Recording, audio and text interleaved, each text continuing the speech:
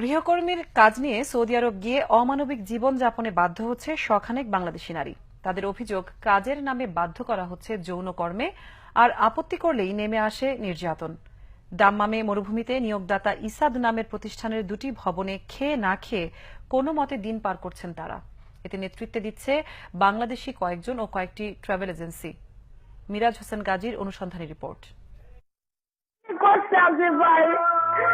আমরা অনেক বিপদ আছে, আমরা আত্মহত্যা করা কোনো মাপপথ নাই। ওদের কষ্ট কেউ বোঝে না, কেউ দেখে না ওদের চোখের পানি। শুধু চার দেয়ালে বন্দি জীবনে কান্না আর অনিশ্চয়তাই তাদের সঙ্গী। সেই সাথে প্রতি মুহূর্তের আতঙ্ক, এই বুঝি আবারও কোনো মানুষরূপী অমানুষের ঘরে ভোগের সামগ্রী হতে হয়। কথাগুলো সৌদি আরবে গৃহকর্মীর ভিসায় যাওয়া বাংলাদেশি কয়েকজন নারীর।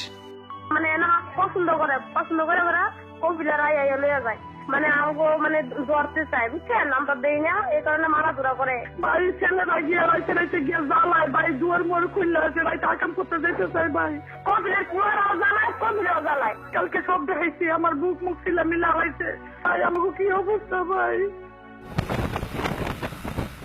দাম্মাম শহর থেকে 25-30 কিলোমিটার দূরে মিনা পোর্ট।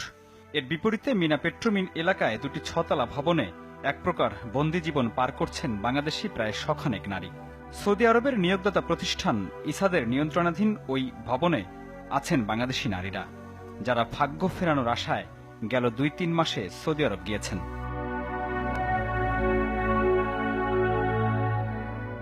সিলেট, নারায়ণগঞ্জ, রংপুর, জয়পুরহাট সহ দেশের বিভিন্ন এলাকা থেকে সৌদি যাওয়া হতভাগ্য 7 নারীর সাথে কথা হয়।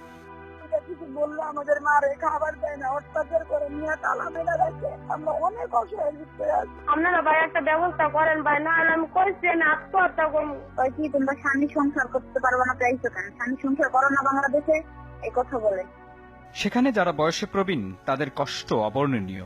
সৌদি আরবের ওই অন্ধকারে কোনো মূল্য নেই তাদের। ওই প্রতিদিন আমাদের দূর করে নামাই নিয়ে যায়, নামাই নিয়ে গিয়ে আমাদের উপর অত্যাচার, যারা একটু বয়স্ক তাদের আরো বেশি আমাদের উপরে। প্রতারিতদের পাসপোর্ট নম্বর যাচাই করে দেখা যায় ঢাকার কয়েকটি ট্রাভেল এজেন্সির মাধ্যমে গিয়েছেন তারা। প্রতিষ্ঠানগুলোর মধ্যে রয়েছে মদিনা ওভারসিজ, দিশারি ইন্টারন্যাশনাল, আল মোবারক ইন্টারন্যাশনাল, নেইভার ওভারসিজ ও আমির এভিয়েশন।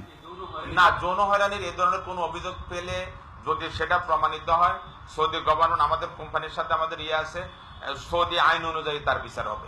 মেয়েরা কাজ করে না, অনেকেই তো করতেছে। 100 লোক আনাইছি, তার মধ্যে 12 জন যেমন কাজ করে না। নিজস্ব ইয়েতে পাঠাইতেছি, গভর্নমেন্টের অর্ডার আমরা বাস্তবায়ন করি। আমরা যেই মেয়েগুলা পাঠাই, এর ভিতরে 80% আমরা ওই যে বিভিন্ন রকম খারাপ পল্লীর বা বিভিন্ন রকম মেয়েদেরকে পাঠাই। আমরা আসলে এই কাজ করতে চাই না।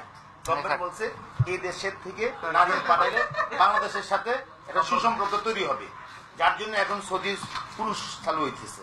তাদের উদ্ধারে বাংলাভিশনের পক্ষ থেকে মন্ত্রণালয়ে লিখিত আবেদনও করা হয়। সংশ্লিষ্ট কর্মকর্তা আশ্বাস দিয়েছেন, দূতাবাসের মাধ্যমে এ বিষয়ে দ্রুতই পদক্ষেপ নেওয়া হবে।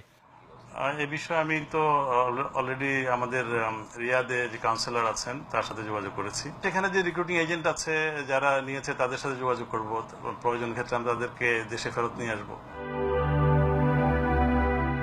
প্রবাসে অনিশ্চিত ভবিষ্যতের সাথে প্রাণ ভয়, তাই নাম ও পরিচয় গোপন রাখার অনুরোধ করেন নির্যাতিতা নারীরা, সাথে আকুতি যে কোনো মূল্যেই দেশের মাটিতে ফেরার। মিরাজ হোসেন গাজী, বাংলাভিশন, ঢাকা।